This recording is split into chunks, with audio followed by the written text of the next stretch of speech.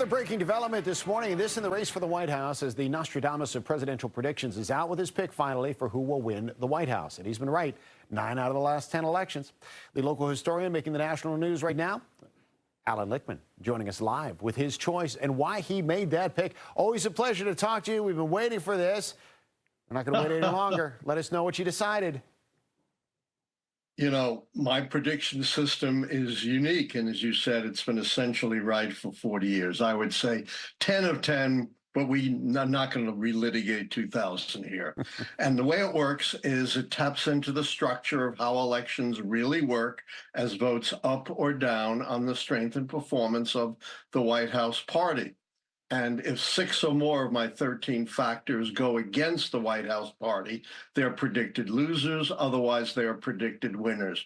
And I finally come to my final prediction and concluded that the White House party, the Democrats, now represented by Kamala Harris, would not lose any more than 5 keys. Thus, my prediction is Kamala Harris will be a precedent-breaking president of the United States, the first woman president in U.S.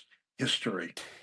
Allan, when Kamala Harris took over as the top nominee for the Democrats, we talked about this, and you said at the time you wanted to be adamant that this was, you were not making your pick at that time. You're making your pick now. Did anything change, or was there anything that you were looking at specifically between when Joe Biden was leading the nomination and when Kamala Harris did?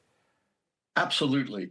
First of all, was the fact that Democrats finally got a spine and got smart and united around Harris. That avoided the loss of the party contest key. They already lost one key, the incumbency key, obviously, but to lose both of them is a near fatal combination. So that made a huge difference. The other thing, I think Harris has had a positive effect on a couple of other keys. I think she contributed to the fizzling of the RFK Jr. campaign, since voters no longer had to choose between 2 old white guys. Hate to say that, being an old white guy myself. And secondly, I think she contributed to the dampening of major protests because Biden, the policymaker, was no longer out front. So those 2 keys, social unrest, third party, and of course, party contest key, were critical keys that turned in favor of the incumbents. And remember, this is a prediction, not an endorsement.